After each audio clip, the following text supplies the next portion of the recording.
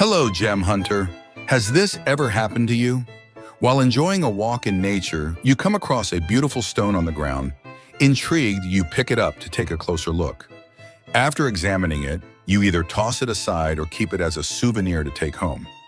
But what if that pretty stone was actually a precious gem?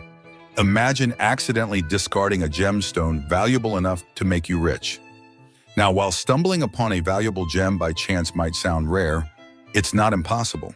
Believe it or not, there are dozens of real-life stories where people have found priceless gemstones in the most unexpected places. In fact, if I were to share all those stories, it would fill 2 entire videos.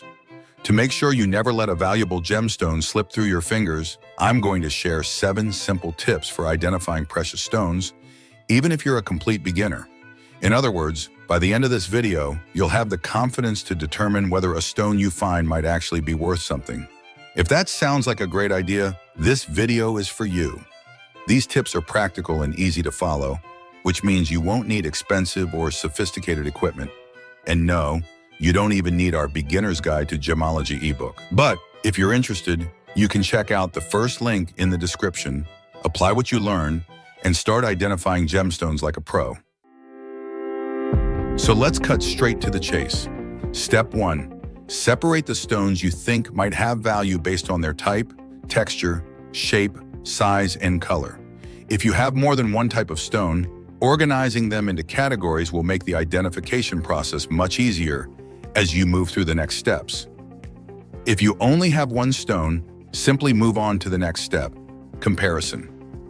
Even if you know nothing about gemstones or are a complete beginner, it's possible to determine if your stone is valuable by comparing it to known gemstones like diamonds, tourmalines, emeralds, aquamarines, topazes, rubies, and garnets. You don't need physical samples for this. Start by searching for images of these gemstones online.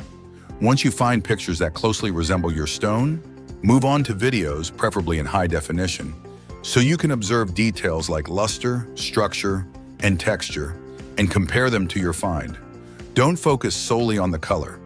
Pay close attention to areas where your stone might have fractured and check if it is translucent, as this will help with identification. For instance, diamonds are rarely larger than your pinky fingernail.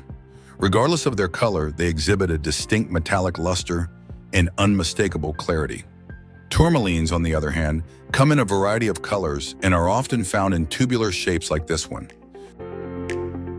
Notice their vertical grooves along the sides. If you found a stone like that, it might be a tourmaline. Emeralds are recognizable by their intense green color, often containing black or whitish inclusions. They are typically found in solid rock formations or gravel beds, depending on the region. Aquamarine is another gemstone characterized by its bluish-green hue, often associated with quartz. Some people may even confuse blue topaz with aquamarine, just as garnet is sometimes mistaken for ruby. However, all these gems require detailed comparisons to make a more accurate identification.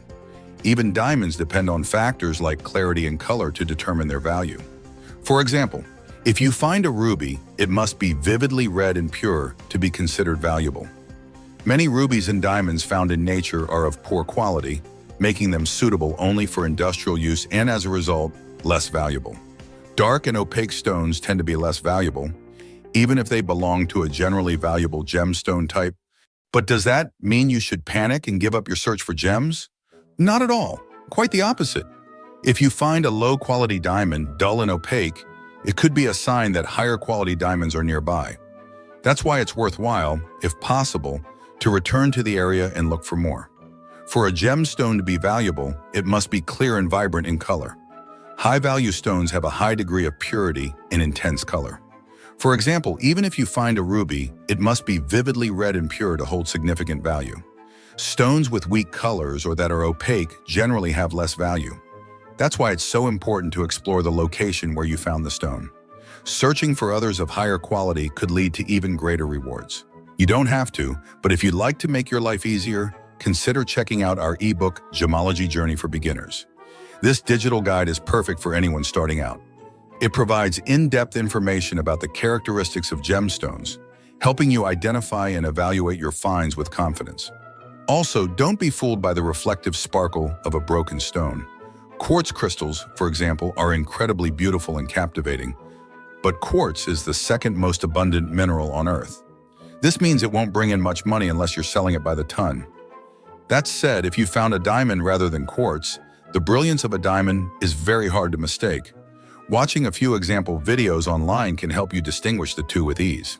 Of course, to sell your gemstone, you'll need to take it to a jeweler for proper testing and certification. However, familiarizing yourself with examples can help you avoid being deceived. Beyond the characteristics we've already discussed, there are additional physical properties that can assist in identifying the gemstone. For instance, you can use the Mohs scale to assess your stone's hardness. Diamonds, for example, have the maximum hardness of 10. A simple and interesting test is using wet sandpaper. If the stone scratches or wears down, it's not a diamond. Additionally, gemstones often have specific densities. This means weighing your stone and comparing its weight to the typical density of known gems can be a helpful indicator. Another useful method is testing for refraction. Certain gemstones, like diamonds and emeralds, have high refractive indices, which give them their intense sparkle. Refraction tests can be done using specialized instruments, but there are also plenty of DIY tutorials on YouTube for home testing. The imperfections in your stone are also worth noting. Many gemstones have natural inclusions and flaws that can aid in identification. For example, emeralds often have small cracks or inclusions that are natural and can help distinguish them from synthetic or fake stones. If even after all these tips, you're still unsure, your best option is to consult a specialist. Gemologists or experienced prospectors can provide accurate identification and assess your stone's quality and value. Search for gemological laboratories, jewelry stores, or museums in your area, and reach out to these institutions to inquire if they offer identification services. But that's not all, because now that we've covered the theoretical process, let's move on to practical examples to make everything even clearer. Imagine you found a green stone and want to determine if it's an emerald. First, compare it with images of emeralds and look for key features such as the green color, the presence of inclusions, and the stone's shape. Then perform a hardness test to check if the stone scratches glass or quartz crystals. Glass has a hardness of 5, quartz has a hardness of 7, and emeralds range from 7.5 to 8 on the Mohs scale. After that, examine the intensity of the green color and the clarity of the stone, as high-quality emeralds have a deep green hue and minimal visible inclusions. You can follow this same process for any gemstone you find.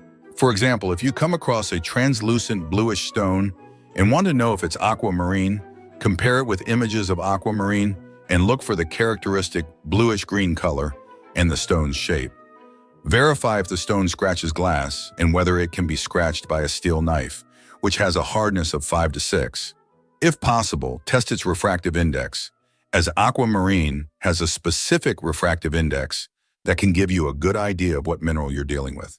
If you don't have access to an experienced prospector or geologist in your area, you can learn all of this in greater depth from the comfort of your home with our ebook, Gemology Journey for Beginners. Just click the first link in the description of this video or check the pinned comment. And if you haven't found any significant stones yet and want to start this amazing and therapeutic hobby that keeps you connected to nature, watch our video to learn how to find gemstones in the rivers near you. Let us know in the comments which country you're watching from. Thank you for your like and for subscribing. Good luck, Gem Hunter.